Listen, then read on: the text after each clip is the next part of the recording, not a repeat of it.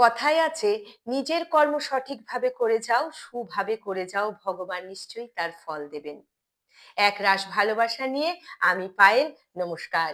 আজকের গল্প একজন স্কুল শিক্ষকের।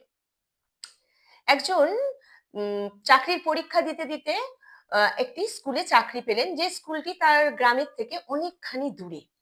তো ওই অতটা পথ, প্রথম চাকরি, কোনো সাধন ব্যবস্থা ছিল না তার গ্রাম থেকে স্কুলে যাবার জন্য। তো মাঝে মধ্যে উনি ঘর থেকে বেরিয়ে কারোর কাছে লিফট নিয়ে নিতেন যখন যাকে পেতেন। আর যেদিন তিনি লিফট পেতেন না কারোর কাছ থেকে, সেদিন তাকে পায়ে হেঁটে অতটি পথ যেতে হতো। এবং পুরো রাস্তাটাই ফাঁকা, কোনো যানবাহন নেই।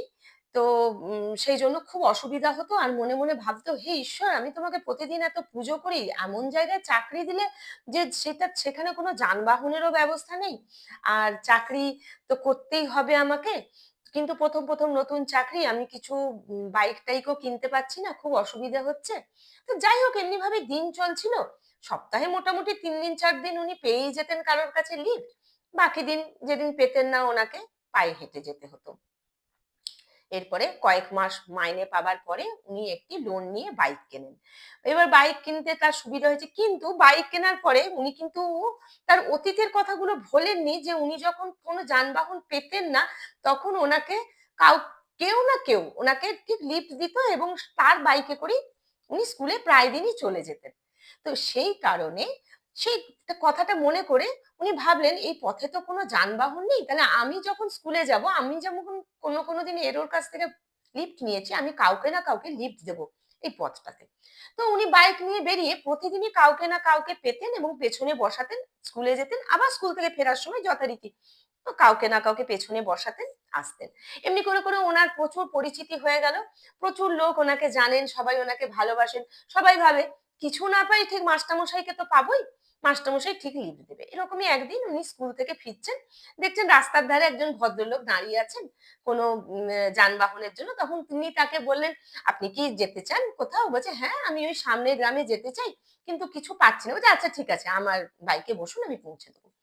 ওনার বাইকে বসেছে, এবং খানিকটা দূর যেতে যেতেই পিছনের যে বসেছিলেন যিনি, উনি একটি চাকু মাস্টারমশাই শিক্ষকের পিঠে ঠেকিয়ে বলেছেন, আপনার বাইকটা বা আপনার কাছে যা যা আছে সব দিয়ে দিন। তখন তো শিক্ষক বুঝতে পারলেন যে আমি খুব বড় একটা ফাঁদে পড়ে গেছি।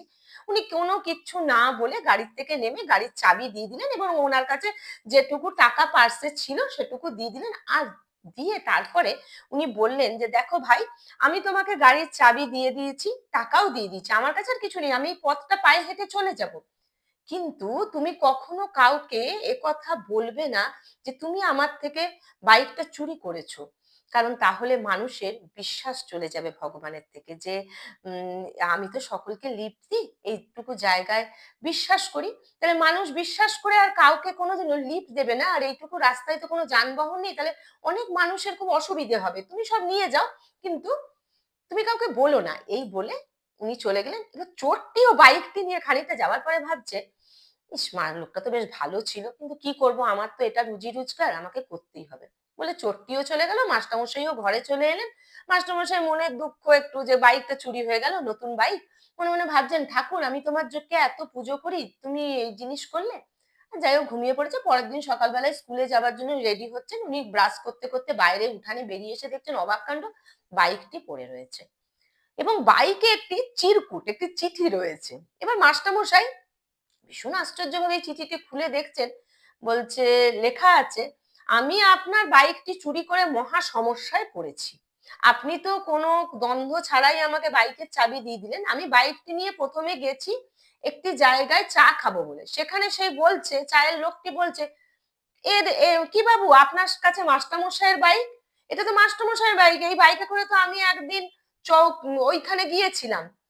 হয়ে গেল। সেখান থেকে তো কোনো রকমের চা-টা না খেয়ে দৌড়ে চলে এসেছি। চলে এসে ঘরের জন্য একটু চাল কিনবো, মুদিখানার দোকানে দাঁড়িয়েছি।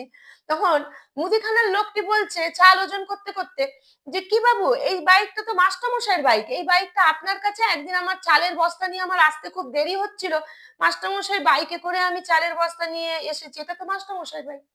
এবার খানিকটা গেছি, চাল তো আর নেওয়া হলো না, সেখান থেকে খানিকটা আমি আমার বাড়ির পথেই আসছি। বাইকটা কোনো রকমে রেখে দেবো, না তো সব লোক চিনে যাচ্ছে। তখন পুলিশ চৌকির সামনে যেই এসছি, তখন একটি হাবিলদার আমাকে দাঁড় করিয়ে বলছে, ও বাবু দাঁড়ান দাঁড়ান, এই বাইকটা তো মাস্টারমশাইয়ের বাইক, এই বাইকটা আপনার কাছে কি করে এলো?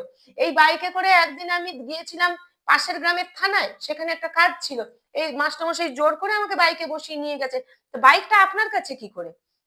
এই সেই জন্য আমার দরকার নেই আপনার এই বাইক। আপনার এই বাইক সকলে চেনে, যেমন ঈশ্বরকে সকলে চেনে, তেমনি আপনার এই বাইকটিও প্রতিটা মানুষ চেনে। এই বাইক নিয়ে আমি শান্তিতে কোথাও কিছু করতে পারবো না, কোথাও বিক্রিও করতে পারবো না, আমার দরকার নেই, আপনার বাইক আপনার কাছেই থাকুক। এই বলে চট্টি বাইক রেখে দিয়ে চলে গেছে। মাস্টারমশাই চিঠিটা পড়ার পরে নিজের মনেই খুব হাসছেন।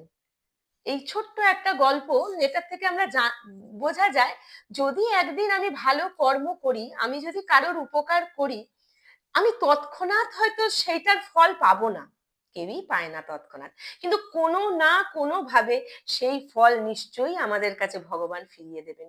মানুষ রূপেই ফিরবে সেই ফল, কর্মের মাধ্যমেই ফিরবে সেই ফল। সেই জন্য সব সময় ভালো থাকুন, ভালোবাসায় থাকুন, নিজের চারিপাশের মানুষগুলিকে ভালো রাখুন, ভালোবাসুন। ধন্যবাদ।